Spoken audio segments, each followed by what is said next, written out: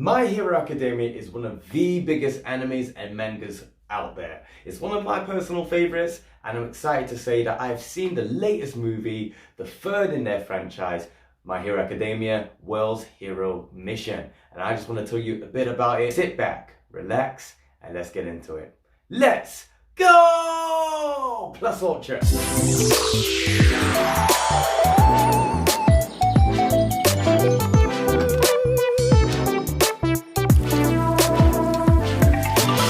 Guys, my name is Afro Pierre. This is the Afro Geek House, and if you are new to this channel and you do enjoy anime, TCGs, all things geek culture, then feel free to hit the like button, subscribe to the channel, and ring that notification bell so you know my videos are ready for you. But enough of all that, guys. I'm here to talk about one thing, and it's one of my favorite animes, as I mentioned in my intro.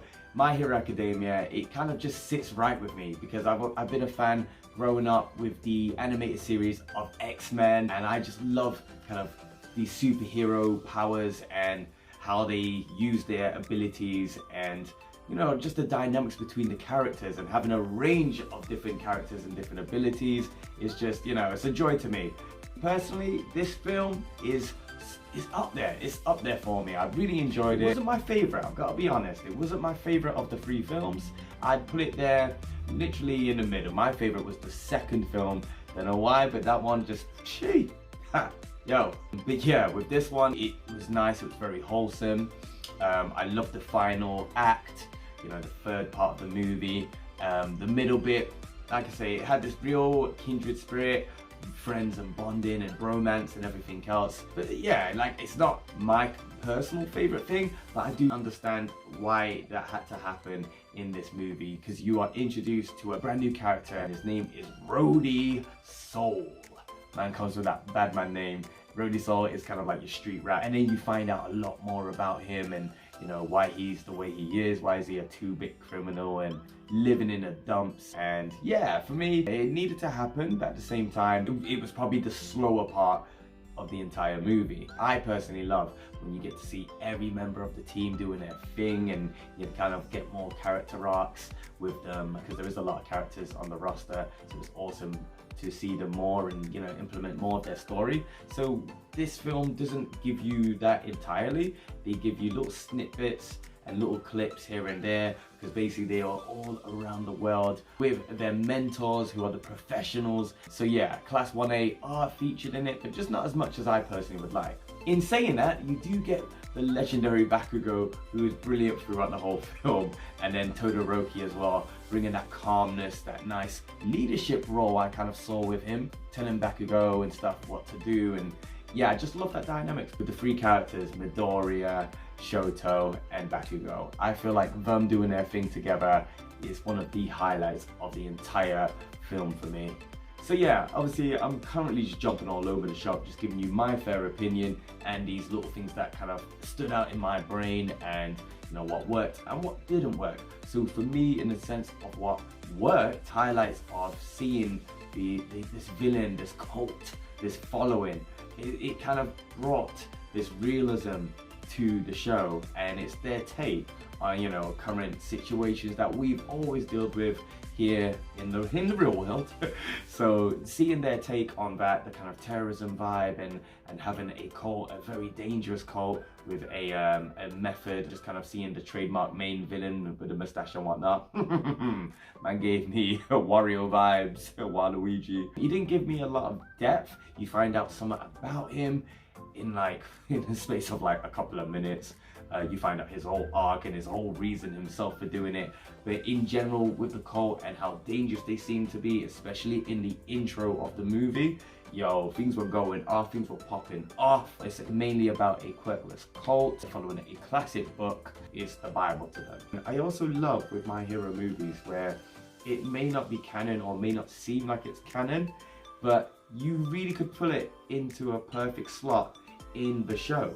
So, for example, the first movie, they went on a 6-week holiday, that's UK terms, but they went on a summer holiday.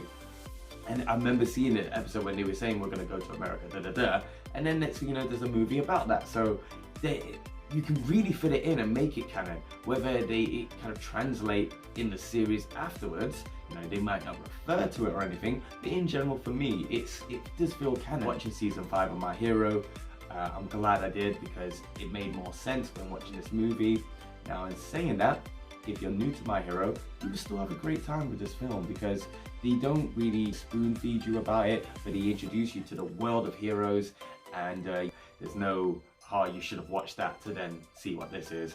But if you have, it makes a bit more sense. It's more relatable for the heroes that you know and love, and seeing a feature on them. And then one thing I did very much enjoy is seeing a lot more of the world heroes. So heroes in France, saw this a real standout cameo with this Egyptian hero. I don't know his name at the moment, but my man was like paper, just doing all of this wavy stuff, and being a dancer myself, man was doing the king tut. I kind of liked that. And he was just hilarious. Like, it's just a random thing. Man can speed up and yeah, follow me, and he's just paper. Yeah, it's just backwards, but that's what I love about this. And that's what I love about My Hero, just how quirky, pun intended, the quirks really are. And we did get to see a lot of the quirks in full action. Speaking of action, when they went down to the fight scenes, jeez! The animation, the team, yeah, you guys smashed that. Everything about it, the way they did it, it was a yes from me from the get-go. And seeing Bakugo's final fight, Todoroki's final fight, and then obviously Izuku taking on the big dog himself, Mr. Colgate, Blue Villain, Captain Planet himself. Yeah, it was fire. Again, I don't want to spoil things too much, but when Midoriya tells the main villain about himself, saying, "Bruv, you're stupid, mate. Your reason for this is dumb." So that tickled me. Man went ruthless on him. He was like, "Listen, yeah. You're saying that your powers, because you don't know how to control them, it makes you a bad guy because everyone's running away from you. Man's reflecting things, yeah? So he reflects everything. So feelings, this, that, and the other, all powers and quirks. So no one wants to get close with him. So my guy's like, oh, this is why. The world must know my pain, kind of thing. Naruto vibes there.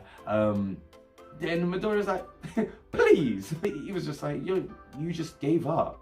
Mate, why are you giving up? Just work hard, push yourself through these things, use that willpower. And it kind of relates to Midoriya's arc in his whole journey of where he is now, and get to see him at full swing, get to see him a bit more developed in this film rather than the other films that you see, or even in the seasons. You see his growth and he's getting stronger and stronger, and he didn't take no crap this time, I'll tell you that. It's my first review, but if you do enjoy reviews in general, you do want to see more on this channel and other films, other animes, anything really, then please let me know in the comments below. I would love to get your opinion in that. Overall, if I had to give it a score out of 10, I'd give it 7.7. And like I say, if you do like this review and stuff like this, then please drop us a like, subscribe, do all that amazing YouTube stuff. As you know, it really boosts the channel and it helps me do this for the foreseeable future, because I love it. I'm a geek at heart. This is what I'm all about. So that's it from me, Afro P, keeping it hype, happy and fun. Till next time, we're done. Johnny.